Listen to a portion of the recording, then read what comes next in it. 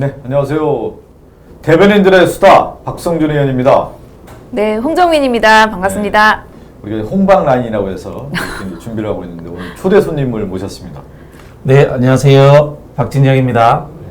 이렇게 또 소개를 하면 좀 설렁할 수 있을 것 같으니까 상금 부대변인 맡고 있잖아요. 네, 아마 제가. 오늘 계신 당원 여러분께서도 그렇고 씀TV 보고 계신 분들은 상금 부대변인이 도대체 뭐냐, 어느 정도 위치인지 설명을 좀 해주세요.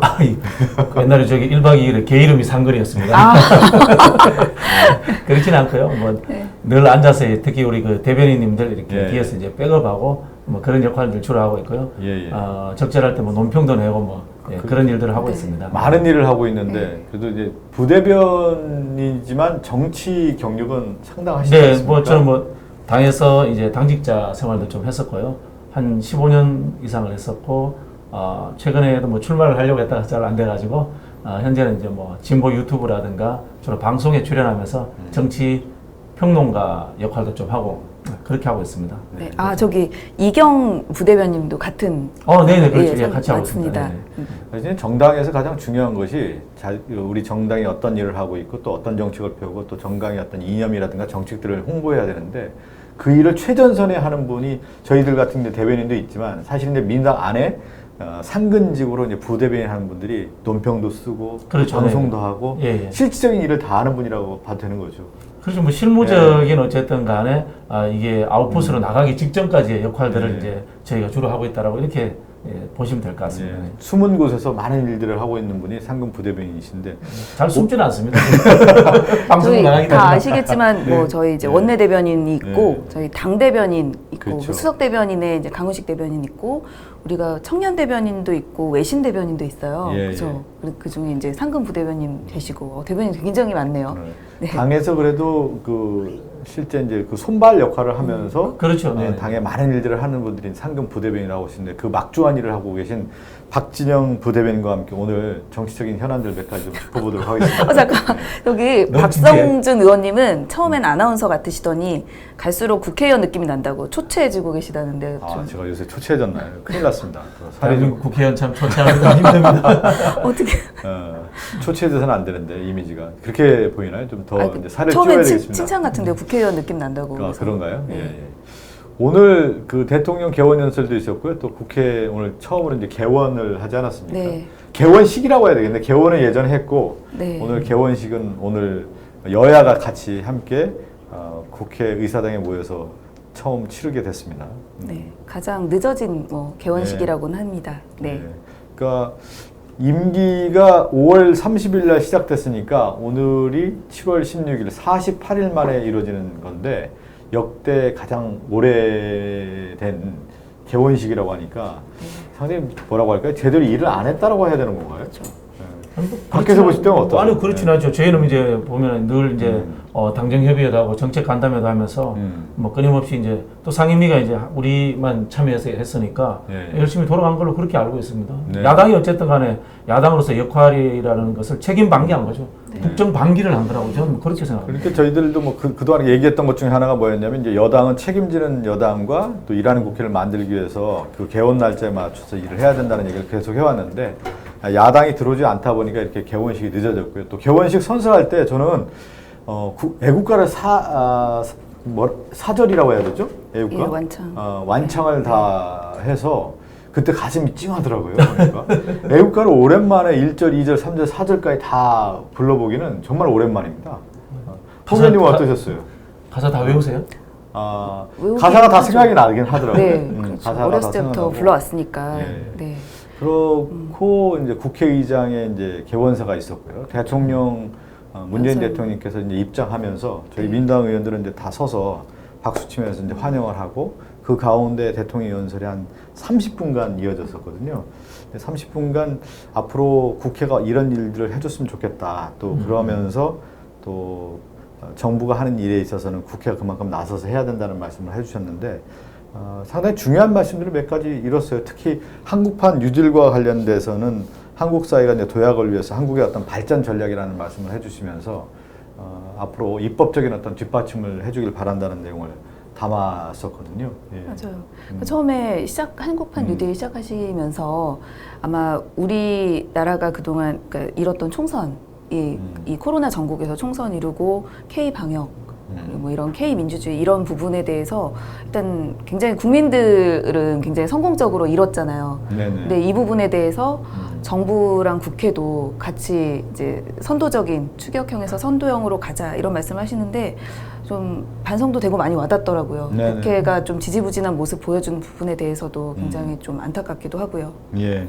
특히 이제 한국판 뉴딜 같은 경우는 지금 우리나라 사회도 그렇고 전 세계적으로 코로나19 이전과 코로나19 이후의 사회에 대해서 한국이 어떻게 준비해야 될 것이냐에 대한 부분인데 새로운 성장 동력이라든가 국가가 앞으로 어떻게 가야 되는 청사진들은 그래야 되는데 그 집약체가 이제 한국판 뉴딜이라고 할 수가 있겠고요.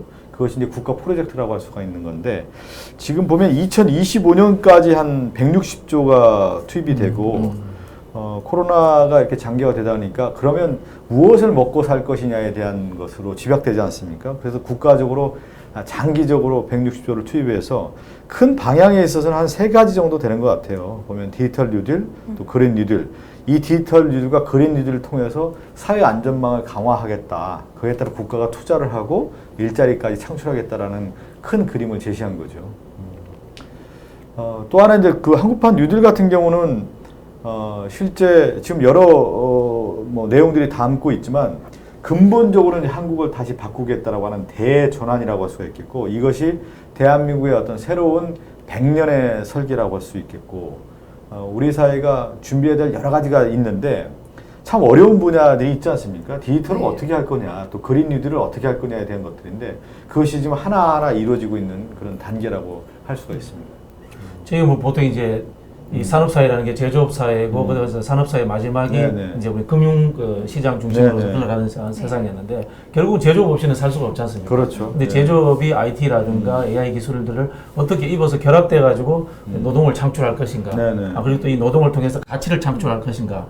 이런 부분인데 대통령께서 말씀하신 뉴딜이라는 게 특히 이제 또 이 코로나의 비대면 사회가 만들어지기 때문에 과거에 알던 우리의 유통구조 이런 것도 다 힘들어지지 않습니까? 이 새로운 산업들을 만들어내는 측면에서 큰 방향을 좀 우리 정권뿐만이 아니고 한국 사회가 20년 앞으로 가야 될 사회 그리고 또 저출산 고령화 시대에 맞는 그런 것들을 제시했다 이렇게 봤을 때 굉장히 미래지향적인 것을 말씀하신 것 같아요. 맞아요. 지난 대공황 때도 이제 여러 가지 사회 계약이 바뀐 거 부분이 있잖아요. 그러니까 저희가 뭐 대량 이렇게 재정 확장뿐만이 아니라 이 포용 아까 말씀하신 3번째 그래서 안전망 강화 포함해서 제도 개선도 강조를 하셨어요. 대통령께서. 그러니까 우리나라가 IMF 이후에는 이제 IT 기술을 기반으로 해서 세계 선도를 하지 않았습니까? 그리고 그 기반을 통해서 IT 강국이 됐고 또 하나는 한 분야가 바이오 쪽에 투자를 하면서 그러니까 전체적으로 우리나라가 두 분야에 집중적인 어떤 인재 양성들이 이루었고 경쟁력을 갖췄단 말이죠. 하나가 IT고 하이테크 산업 쪽이고 또 하나가 이제 바이오테크 산업인데 공교롭게도 어떻게 보면 이런 코로나 위기 이후에 한국이 과거에 몇십 년 동안 준비해왔던 바이오테크와 하이테크 산업 분야가 기반이 되고 그것이 지금 얘기한 것처럼 코로나 이후에는 한국판 뉴딜이라고 하는 것이 이제 집약될 수가 있는데 경쟁력을 갖췄다라고 좀 볼 수가 있을 것 같고요. 또 그렇다 보니까 디지털 뉴딜이라는 측면에서 세계가 우리나라를 좀 바라보고 있고 또 선도국가로서 충분한 어떤 경쟁력이기 때문에 이 내용들을 잘 담아낸다고 하면은 앞으로 세계 강국으로서 우뚝 설 수 있는 그런 기틀을 마련할 수 있다고 저는 생각하고 있습니다. 네. 뭐 당이 열심히 해야 됩니다. 당이 열심히 해야 되고 저도 정부에 잠시 일을 했었는데 한번 보면은 이제 정부 부처에도 좀 제가 주문을 하고 싶은 게 정부 부처의 공직사의 경직성을 좀 탈피를 해야 됩니다.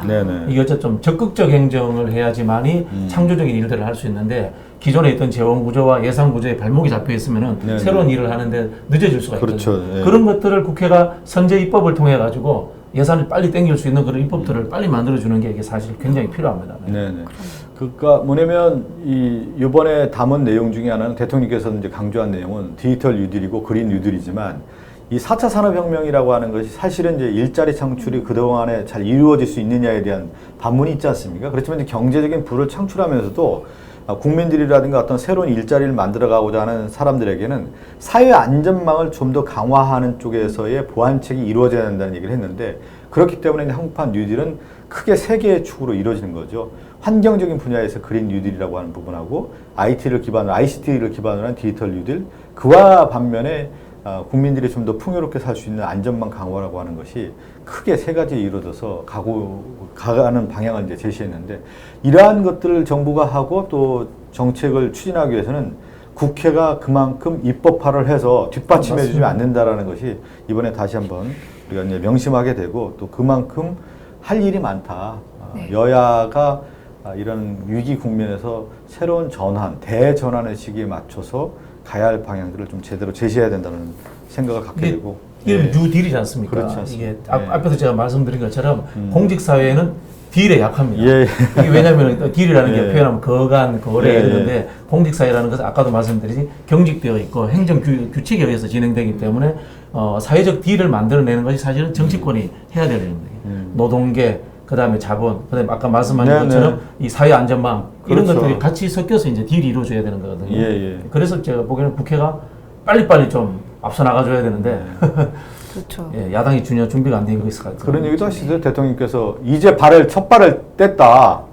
그래서 국회가 함께해서 부족한 부분을 채워주길 바라고, 그럴 때 한국판 뉴딜의 구상은 더욱 발전하고 완성될 수 있다라는 말씀을 하셨는데, 그만큼 국회의 역할과 책임이 크다는 얘기를 다시 한번 드리겠고, 홍 의원님이야 저나 그런 뒷받침하는데 앞장서서 일을 해야 될 것 같습니다. 상임위가 어디세요? 저는 과방위입니다. 저는 이제 국방입니다. 국방이. 뉴딜의 핵심이시네요. 제가 뉴딜의 마지막 가장 큰 시장.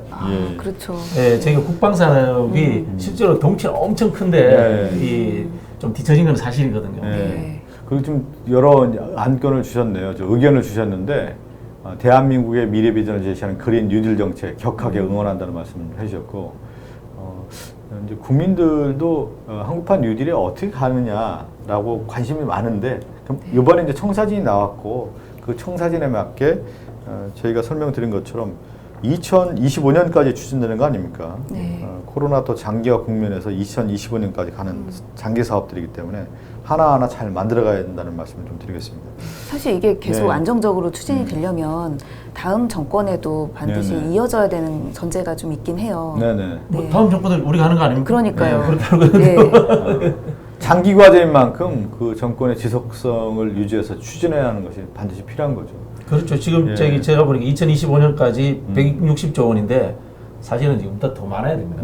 저는 더 많아야 된다는 생각을 가지고 있고, 김대중 대통령 시절에 벤처붐이 IT 강국을 만들어서 지금 우리에게 먹고 살 수 있는 터전을 만들어줬는데, 이 한 번 더 업그레이드하는 것을 문재인 대통령이 우리에게 지금 제안하셨고, 우리가 이제 당과 국회가 받아서 좀 빨리빨리. 그리고 이제 이런 뉴딜 그림, 한국판 뉴딜이라고 하는데 정부 주도만이 아니라 민간 주도가 되고, 또 뭐 수도권 중심에는 어떤 지역 중심으로 이루어져서 자발적으로 뭐뭐 하나하나 이렇게 이루어질 때 그것이 시줄 날줄로 만들어져서 발전의 계기를 마련하는 거니까요. 그만큼 위기라고 하는 국면에서 우리가 어떻게 가야 되겠다라고 하는 것을 그림을 그려준 거기 때문에 잘 만들어 가야 되겠습니다.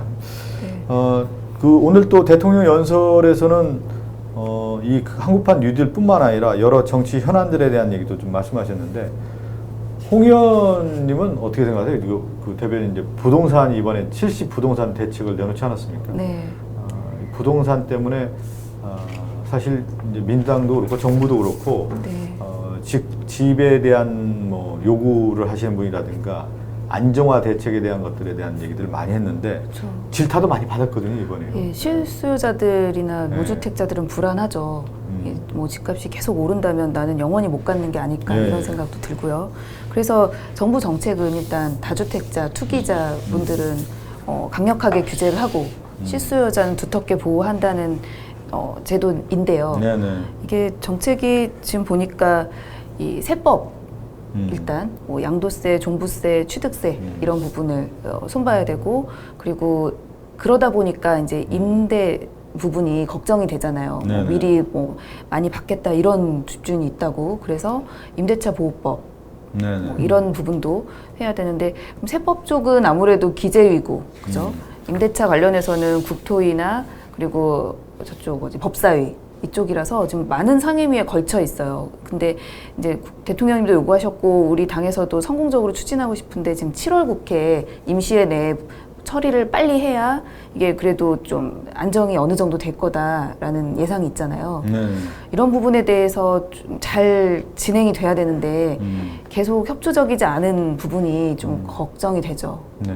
그러니까 이제 이번에 부동산 70 부동산 대책은 딱 그 정리를 하면 투기는 억제하고 투기를 뿌리 뽑겠다라는 거고 네. 거기에 따라서 집값을 안정화해서 서민들이 좀 더 편안하게 네. 집을 살 수 있는 구조를 만들겠다는 거 아니겠습니까? 그렇기 때문에 다주택자에게는 주택 보유 부담을 늘리는 거고 그 부담이라는 것은 지금 얘기한 것처럼 보유세라든가 뭐 양도세라든가 취득세를 높여서 다가구 주택자에게는 큰 부담을 지우겠다라는 거. 특히 이제 시세 차익을 노리는 분들에게는 양도 차익을 확실하게 대폭 인상을 해서 부동산 투기를 근절하겠다는 정책이 나온 거고요.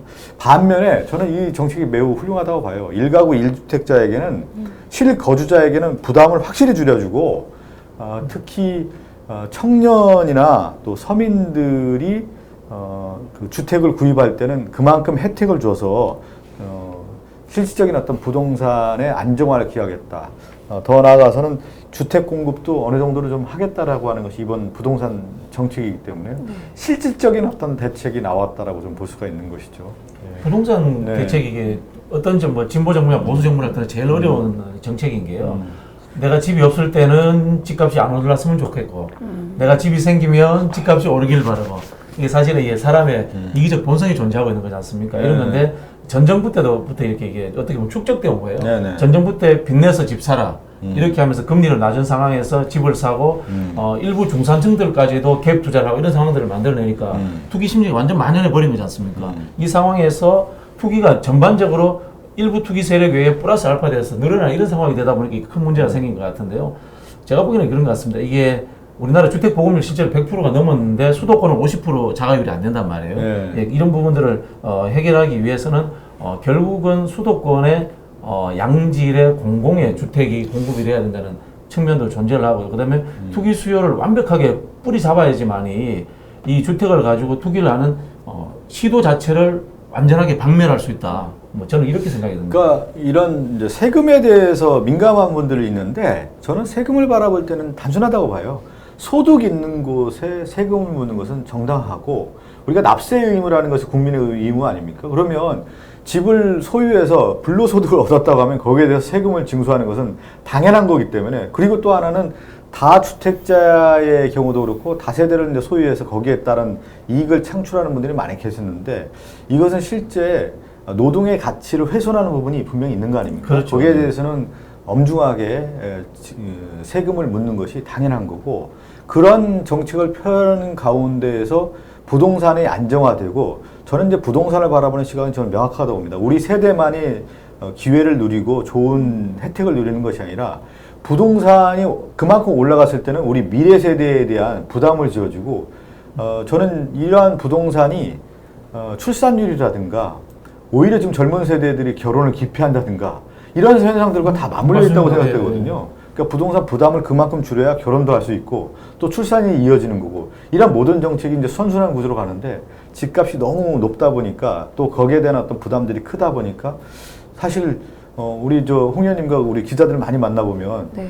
결혼에 대한 부담이 사실 집값에 대한 부담 때문에 집 이어진다는 때문에 얘기 많이 얘기들 하시거든요. 뭐 결혼하려고 할 때 집 있어 그럼 없는데 또 이래 되는 거죠. 네. 그러니까 신규 주택을 하시는 1가구 1주택이라든가 청년이라든가 신혼을 하시는 분들에게, 이런 분들에게는 확실히 혜택을 줘서 1주택자에게는 그만큼 부담을 줄이고 다주택자에게는 부담을 늘리는 정책이라고 하는 것이 70 부동산 정책의 핵심이라고 할 수가 있는데, 이것은 아주 그 효과적인 정책이라고 저는 생각됩니다. 종부세 오른다고 하는데 실제로 예. 대상자는 국민의 0.4%도 채 되지 않습니다. 예. 거의 극소수의 이 투기자들이지 일반 국민들에게는 별 이렇게 영향을 미치지 못한다는 거죠. 네. 저는 정부의 부동산 정책이 뭐 그동안 다 옳았다고 보긴 어려운데 이 언론에서 좀 특히 경제지에서 왜곡을 좀 많이 하는 것 같아요. 네네네. 예, 최근에 뭐 증여로 막 돌린다 이런 부분도 아마 아시는 분도 있겠지만 양도세는 양도 차익에 대해서 물리기 때문에 만약에 뭐 10억 뭐 5억이 10억으로 올랐다 그러면은 5억에 대해서 물리는데 증여세는 이 10억 전체에 대해서 물리거든요. 그래서 일반적으로 현재 세율로도 증여세가 양도세보다 적을 가능성은 좀 낮은데 이런 부분에 대해서 굉장히 과장해서 뭐 다 증여로 돌린다거나 뭐 이런 식으로 말을 한다거나 아니면은 지금 오늘 나온 이제 해외 언론 WSJ에서도 보면 한국의 부동산 정책이 전 세계적인 추세에서 옳다. 다주택자를 이렇게 그럼요. 규제하는 게 맞고 실수요자 보호하는 정책 이게 성공하는지 좀 지켜보고 다른 나라들도 좀 따라할 수도 있다. 이런 좋은 외신도 많이 나오는데 우리나라에서는 단 한 언론도 그런 보도를 하지를 않아요. 그런 저는 여기 지금 그 바람처럼 님께서 의견을 주셨는데 정부가 25평 이상 그 장기 임대주택을 청년과 신혼부부에게 30년간 살게 해줘라. 나중에 매입할 수 있게 해주는 정책. 이런 정책들도 이제 그 민주당도 그렇고 장기적으로 고민을 좀 많이 해야 되는 거죠. 저는 특히 저기에서 저기 매입이라는 부분이 굉장히 중요한 것 같아요. 주에 살고 그 집에게 매입하게 해주는 거예요. 결국은 어쨌든 우리가 이제 자본주의 사회니까 재산 가치에 대한 욕구가 있단 말이에요. 그걸 완전히 억누를 수는 없거든요. 그리고 저는 이제 제가 그 국가균형발전위원회에서 일을 했는데요. 이 부분도 한번 이 정책 기반자들이 생각해 줬으면 좋겠어요. 대한민국 국민이 전부 다 서울에 살고 싶어합니다. 그렇죠. 그러다 보니까 수도권 중심으로 부동산 투기가 많이 일어나는 거거든요. 근데 지방에 살지 않는 이유는 일자리와 교육의 문제입니다. 그래서 그 우리 저기 법률에 있습니다만은 공공기관의 추가 이전이라든가 지방이 잘 살 수 있도록 해서 이 수도권 집중화를 통해서 부동산이 폭등하는 이런 구조적인 것들을 좀 해소하는 방법을 찾아주셨으면 좋겠어요. 그리고 지금 이제 저희가 얘기한 것처럼 그 세제에 대한 부분이 있고 공급책에 대한 부분이 있고 또 하나가 지금 사실 이제 실거주하시는 분들 임대차 계약을 통해서 거주하는 분들에게 실질적인 어떤 법, 임대차 3법을 만들지 않았습니까? 네. 홍 의원님께서 좀 설명해 주시면 어때요, 이 내용은? 지금 다른 나라 같은 경우에는 해외 주요 선진국에서는 임대차가 강하게 보호가 되고 있어요. 이 계약 갱신 청구라고 해야 되나요? 지금 우리 2년 살면은 그 뒤에 이제 저는 계속 살고 싶잖아요. 애들도 학교 다니고 이러는데 집주인이 좀 올려보려고 했다가 못 올려주겠다 이렇게 하면은 내가 들어가서 살겠다 하면서 나가라 그래요. 그럼 그 경우에 안 나갈 수 있는 방법이 없더라고요. 현재 법으로는. 그래서 계약갱신 청구권을 도입을 해서 임차인이 더 살겠다고 했을 때 1회에 한해서는 그러니까 4년까지는 보장이 되는 그런 법입니다. 그러니까 한 번 더 갱신할 수 있다는 거죠? 네. 계약갱신 청구권이라는 게. 그렇죠. 그런 제도와 함께 가야 되는 게 임대차 그 월세 상한제를 상한제. 현재는 9% 정도로 돼 있는데 이걸 5% 이하로 그러니까요. 낮춰서 이런 두 개가 동시에 도입이 되면 그래도 임대차가 많이 보호가 되는 거죠. 그러니까 임대료를 상한을 두는 거죠? 네, 그렇죠. 올릴 수 있는 전월세 상한을. 이게 그 제가 조사를 해보니까요. 이제 뭐 이 상한 좀 얘기해 뭐 시장 경제를 압박하는 거 아니냐 이런 이야기 하는데 이게 자본주의의 최첨단이라고 하는 뉴욕, 런던 이런 데서 이제 주법에 의해서 하고 있더라고요. 미국에서도 하고 있습니다. 그러니까 또 하나가 이제 임대 시장을 시장 자체를 명확하게 파악하기 위해서 이 전월세 신고제를 했을 경우에는 그 시장이 어떻게 돌아가는지를 파악을 하고 거기에 따른 대책들은 이제 선제적으로 할 수가 있기 때문에 이 임대차 3법도 추진이 돼야 되는 건데 신속하게 추진이 돼야만 이 부작용들을 막을 수 있단 말이죠. 그래서 7월 임시국회에서도 이번 임대차 3법도 처리해야 되는 거죠. 지금 중앙위원회 결과가 나왔다고 저희 당원분들도 궁금해하실 수 있으니까 저희 아까 투표가 오전 10시부터 오후 3시까지 중앙위원회 투표를 했는데요. 나왔나요? 안건이 3개가 있었어요.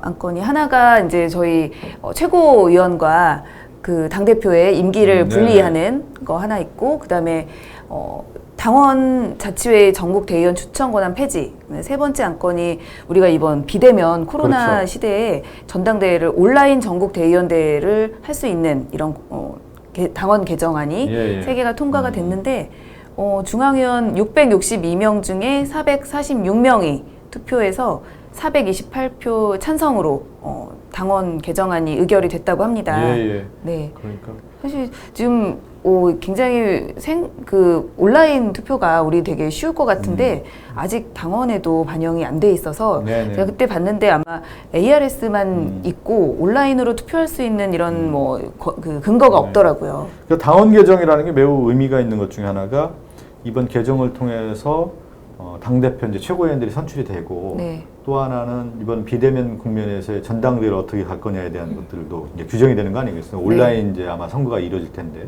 그리고 이번 당대표에 되시는 분 또 최고위원 되시는 분들은 차기 대선까지 다 관리하는 그렇죠. 지도부가 되는 거고요. 지금 정치 일정상으로 보면은 내년 그리고 내년에 이제 경선이 바로 되고요. 대통령 후보는 선거일 6개월 전에 선출하게 돼 있지 않습니까? 그렇다면 이제 9월에는 선출돼야 되고 그런 과정에서 볼 때 이 지도부의 책임이라는 것이 얼마나 막중한지 알 수 있는 거죠. 예. 원래 그 전당의 정당대회라는 게 두 가지 의미가 있습니다. 첫 번째는 이제 새로운 리더십을 그렇죠. 만든다는 거고, 두 번째는 새로운 정강 정책을 통해서 가치 지향을 밝힌다는 측면이거든요. 그래서 제가 봤을 때는 지도 체제는 정해졌기 때문에 향후에 이렇게 당권에 나오시는 분들이 대통령이 발표하신 뉴딜이라는 이런 내용들을 가지고 좀 더 논쟁을 해가지고 우리 국회에서 당에서 얼마나 좀 섬세하게 할 건가 이런 것들을 가지고 당원 당규에 강령 정책에 반영시키는 좀 그런 전당대회가 됐으면 좋겠습니다. 네, 그러니까 전당대회라는 것이 사실 정치에 있어서의 그 당의 축제 아닙니까? 그렇죠. 지도부를 뽑아서 그 지도십의 리더십을 확보해서 그것은 바로 정당이라고 하는 것은 집권이 정권 창출이 제1의 목표인데 그 지도부의 역할이라고 하는 것이 바로 정권 재창출로 이어지는 가장 중요한 핵심적인 자리라고 할 수가 있기 때문에 이번 이제 전당대 특히 이제 온라인 전당대회가 될 텐데 잘 치러질 수 있도록 제도 잘 만들어진 것 같습니다. 저는 그러니까요? 이제 저런 제도를 저도 예전에 좀 만들어 봤었는데 이게 뭐 민주성 플러스 통합성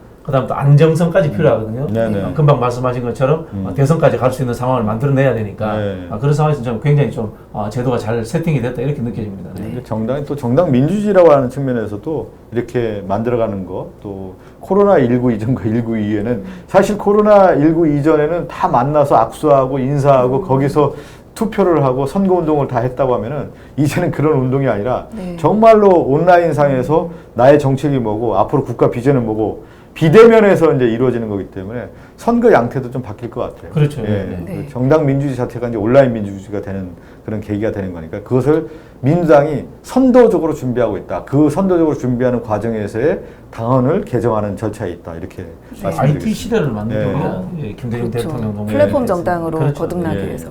여기 잠깐 속보 보면은 우리 박진영 상근 부대변님이 윤종신 닮았다고 하는데 저 모르고 있었는데 지적이 적절하시네요. 보니까 뭐 그렇게 고맙습니다. 한번 밀고 나가시면 어떨까요? 그러니까 뭐 정치라고 하는 것이 항상 그 이제 우리 박진영 부대변인도 정치를 하셨기 때문에 누구와 닮았다, 좋은 이미지가 있다 이런 건 되게 좋은 겁니다. 그러니까요. 이름은 JYP입니다. JYP.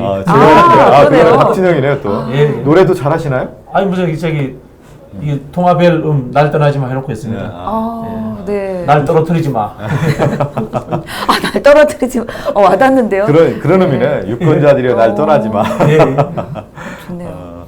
든든하다는 목소리까지 저희가 전해주셨고요. 이제 정리할 시간이 좀 왔는데 어떨까요? 이제 앞으로 이제 임시국회에서 오늘 개원식을 했고 이제 본격적인 여야의 이제 대결 구도가 이제 펼쳐진단 말이죠. 다음 주에는 원내 교섭단체 연설이 월요일 날, 화요일 날. 그러니까 김태년 대표가 월요일에 하고 화요일에는 이제 그 야당 대표가 원내 대표가 연설을 하고 수목금은 대정부 질문인데 야당이 지금 몇 가지 쓰는 카드가 예상이 되거든요. 대정부 질문 이제 장관님들 오셔가지고 세 번에 걸쳐서 분야별로 하는데 야당에서 굉장히 준비를 많이 하고 있다고 해요. 그리고 또 하나는 정치 일정상으로 보면 7월 20일에 방통위원장하고 경찰청장 인사청문회가 있는데 있고. 지금 박원순 시장님의 이제 사망 이후에 그 문제에 대해서 야당이 상당히 이제 본격적으로 문제 제기를 할 가능성이 큰데 그때 이제 경찰청장 후보자 청문회에서 나올 것 같고 대정부 질문에서도 아마 그런 얘기가 많이 나올 것 같고요. 또 하나가 지금 예견되는 것 중에 하나가 이제 부동산 문제가 야당에서 크게 제기할 것 같고 또 하나는 안보 문제가 있을 때 이제 이인영 통일부 장관 후보자 청문회 7월 23일 날 예정돼 있지 않습니까? 그리고 박지원 국정원장 후보자에 대해서는 오늘 이제 정보위원회 위원장이 이제 전해철 위원장이 선출이 됐고 네. 그렇다고 보면 국정원장 인사청문회도 7월 27일 전에는 예상이 되는데 야당의 공세가 아마 이어질 겁니다. 하나 얘기 드리면 오늘 정보위원장 선출을 했잖아요. 네. 그리고 그거는 이제 엊그저께 이틀 전에 합의에 기초해서 한 거고요. 합의 당시에는 뭐 그렇게 하기로 약속을 한 거잖아요. 그런데 갑자기 오늘 주영 대표님이 백불로 의회 독재라고 또 하셨어요. 왜 18석 다 가져가냐고. 자기들이 안에서 떠맡겨놓고 그러니까요.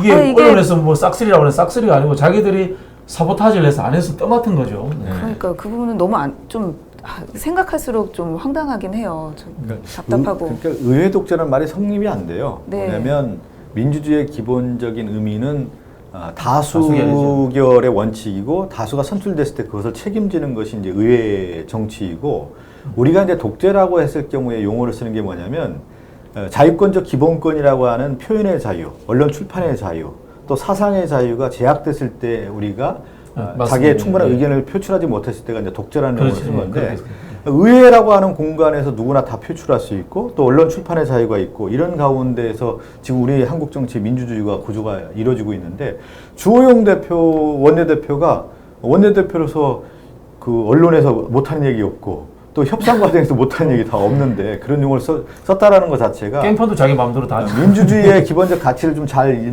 이해하고 있는 것이 아니냐 이렇게 제가 말씀드리겠고 실제 협상 과정에서 야당에 할 얘기들 다 해줬고 그 원구성과 관련해서 야당이 요구하는 사안들을 우리가 받아줬는데 마지막 사실은 통합당의 의사결정 구조에 문제가 있어서 그것이 관철시키지 못한 리더십의 문제인데 그것을 우리에게 떠넘긴다라는 것은 기본적인 민주주의 가치를 제대로 알고 있지 못하다 이렇게 말씀드리고 싶습니다. 저는 이제 두 분이 이제 원내에 계시니까 이제 그 당을 사랑하는 사람으로서 좀 이 개인적인 부탁을 좀 드리려면 이런 부분이 있습니다. 한 3가지 정도의 공세가 있을 거라고 보는데요. 첫 번째, 아니, 2가지 공세가 하나의 사보타지라고 생각하는데요. 첫 번째는 말씀하신 것처럼 이제 청문회인데 이걸 어쨌든 간에 우리 실력으로 막아내야 됩니다. 실력으로 막아내야 되는 측면.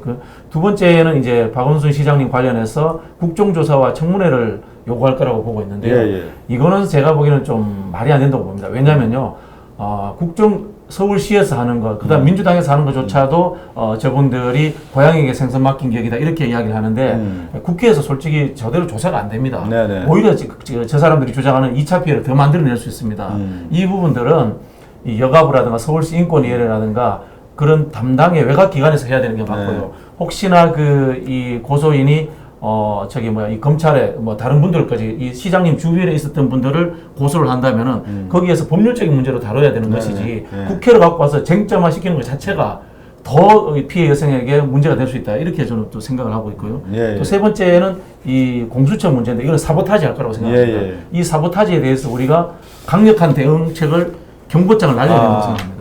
이번 또 임시국회 마지막 쟁점은 이제 공수처가 되겠네요. 그렇죠. 그동안에 야당이 이제 법사위원장을 계속 고소하려고 했던 이유 중에 하나가 이 공수처를 출범에 대해서 반대하고 있는 입장에서 그렇게 했는데 민주당 입장에서 책임지는 국회를 가기 위해서는 법사위가 필요하고 또 하나는 대통령 공약 사항이고 민주당에서 반드시 해야 될 사안 중에 하나는 공수처 아니겠습니까? 지금 원래는 어제 공수처가 출범하게 돼 있는데 출범하지 못한 부분은 참 아쉽고 대통령께서 오늘 그 국회 연설을 통해서 공수처가 출범될 수 있도록 국회에서 뒷받침되더라는 얘기를 했는데 이번 7월 임시국회 또 관련 입법들 체계적인 것들을 보완을 해서 원만하게 이루어질 수 있도록 좀 책임지고 일을 해야 되겠습니다. 여러 이제 현안들을 얘기했는데요. 여기서 오늘 박준영 그 부대변인께서 날카로운 또 정치 분석을 해주셨고 또 오늘 윤종신을 닮았다고 생각하는데 윤종신을 넘어서 또 박준영 이 두 분의 윤종신과 박준영의 그 콜라보는 어떤 의미냐면 대한민국의 문화계를 이끌어가니까 그 두 분을 결합체가 바로 우리 박진영 부대변인이니까 앞으로 정치 문화를 선도하는 사람이 되겠습니다. 콜라보가 잘 이루어져서 정치에 또 새로운 아이돌 스타로 나오기를 기대하겠습니다. 저희들도 좀 같이 그때 결과 주시기 바라겠습니다. 오늘 대변인들의 수사는 여기서 마칠까요? 네. 감사합니다. 다음 주에 뵙겠습니다.